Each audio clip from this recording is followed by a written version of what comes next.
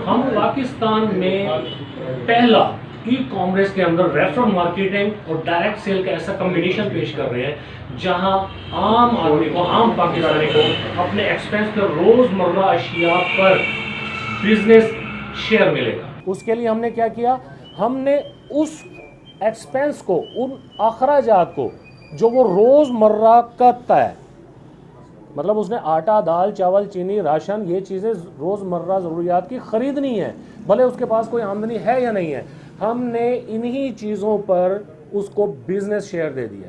हम प्रोडक्ट वो लेकर आ रहे हैं जो हर घर की नीड है, हर आदमी की ज़रूरत है। पाकिस्तान में बहुत सारी कंपनियां इस वक्त काम कर रही हैं, बहुत पुरानी काम कर रही हैं इस पैटर्न पे, लेकिन प्रॉब्लम वही था हमारे लिए कि उनके प्रोडक्ट हमारे आम रोज़मर्रा इस्तेमाल के लिए नहीं थे, और दूसरी बात यह है कि हमारी पेइंग कैपेसिटी के अंडर नहीं थे। हम उनको मतलब ख़रीदना हमारे लिए एक तो मुश्किल था, और बार बार ख़रीदना तो नामुमकिन हो गया ना हमारे लिए।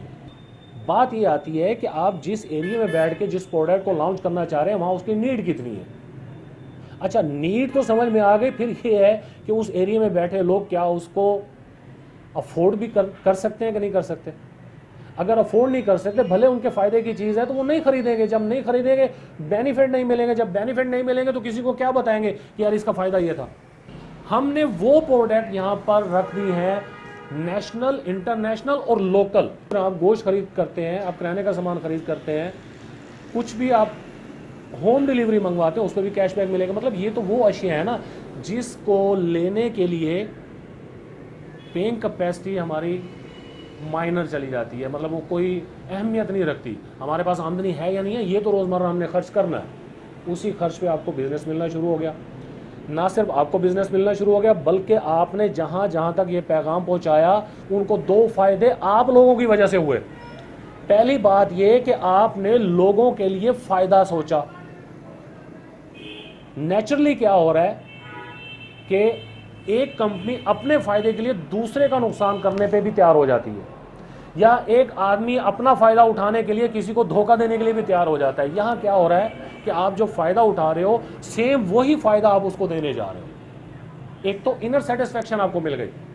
दूसरी बात क्या हो गई कि उसको उस एक्सपेंस पे घर बैठे आमदनी भी मिलेगी। एक आम आदमी की बात करता हूँ, 2 दिन पहले हमारी एक मुलाकात हुई, बिल्कुल सीधा साधा रिक्शा चलाता है वो बच्चा, हमारी एक मेंबर है, वो उनको रिक्शे पे छोड़ने आता है, ले जाता है। तो बात हुई उनसे रास्ते में कि बीबी आप क्या काम करती हैं। उन्होंने बताया कि जी ये काम है, ये है, हम ये लॉन्च कर रहे हैं, ये काम कर रहे हैं। तो बाद वो आया यहाँ पे मीटिंग की। मैंने कहा यार तुमने कभी पहले किसी नेटवर्किंग कंपनी को ज्वाइन किया है? कहने लगा जी नहीं। मैंने कहा कोई एक्सपीरियंस है? एक्सपीरियंस क्या होगा बेचारे का? अगर नेटवर्किंग का एक्सपीरियंस होता, मार्केटिंग का एक्सपीरियंस होता, बेचारा रिक्शा तो ना चला रहा होता ना, तालीम भी नहीं थी बेचारे की। मैंने कहा तुमने क्या सोचा है कि तुम इसमें से क्या कैसे फ़ायदा उठा सकते हो? मेरे लिए एक नई चीज़ थी वो, यार इस लेवल में बैठा हुआ आदमी, इस प्रॉब्लम में बैठा हुआ आदमी इसको अच्छा समझ रहा है, इसको प्रेफर कर रहा है, इसको करना चाह रहा है, उसके लिए इसमें क्या है? मतलब हम तो सोच के ये बैठे हैं ना कि हमारा नेटवर्कर इससे क्या फ़ायदा उठाएगा, या एक वो आदमी जो मार्केटिंग से रिलेटेड है, बिजनेस को समझता है, वो तो उसके लिए तो प्लान बन ही चुका था कि उसके लिए हमारे पास अच्छा क्या है। लेकिन एक आम बंदा, मतलब जिसको नेटवर्किंग का पता नहीं है, मार्केटिंग का पता नहीं है, वो इसमें क्या ढूंढ के बैठा हुआ है कि मुझे ये फ़ायदा दे सकता है। उसने बोला जी मुझे सिर्फ एक बात समझ आ रही है, मैं किसी के पास ना किसी को समझा सकता हूँ, ना मैंने कोई टीम बनानी है, ना मुझसे बनती है।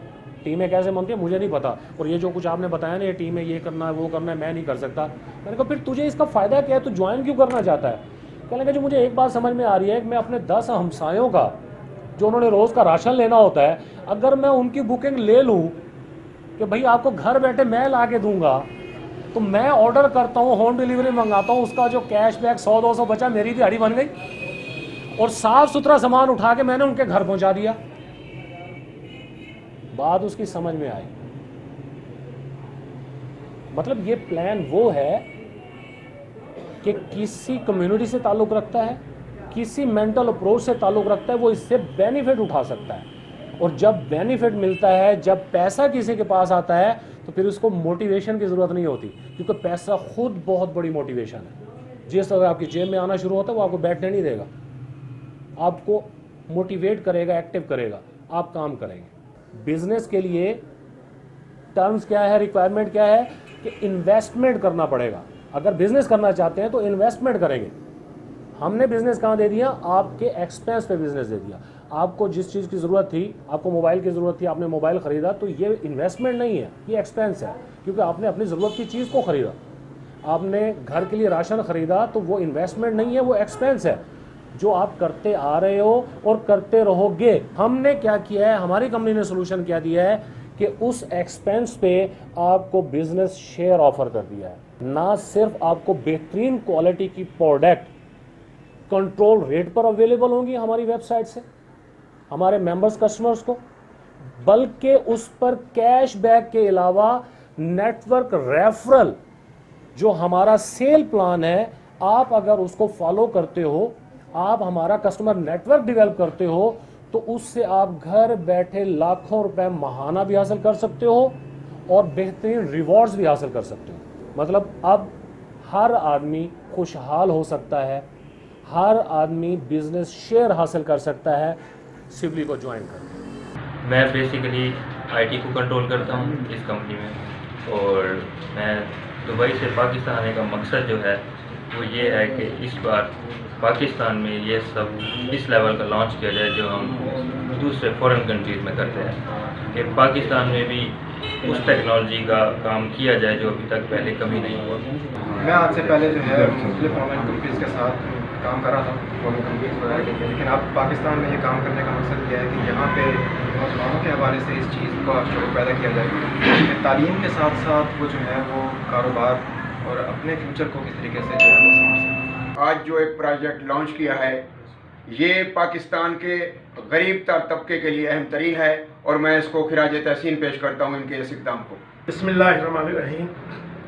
आफ्ताब काजी साहब ने और उनके दोस्तों ने जिस काम का आगाज़ किया, मैं समझता हूँ ये इनकलाबी काम है और अहमदपुर शर्किया ही नहीं बल्कि दूसरे शहरों के लिए मुफीद साबित होगा और शहरी इससे बहुत ज़्यादा मुस्तफ़ीद होगा। अल्लाह रब्बुल इज़्ज़त की ज़ात का करोड़ों सदहाबार शुक्र है कि उसने हमें ये बहुत अच्छा ही सिस्टम दिया है इस तरह का कि हम हर तबके की रहनुमाई कर सकेंगे, और मैंने भी ज्वाइन किया और अपने दोस्तों को भी इसमें शमूलियत की जो है भरपूर दावत दे रहे हैं।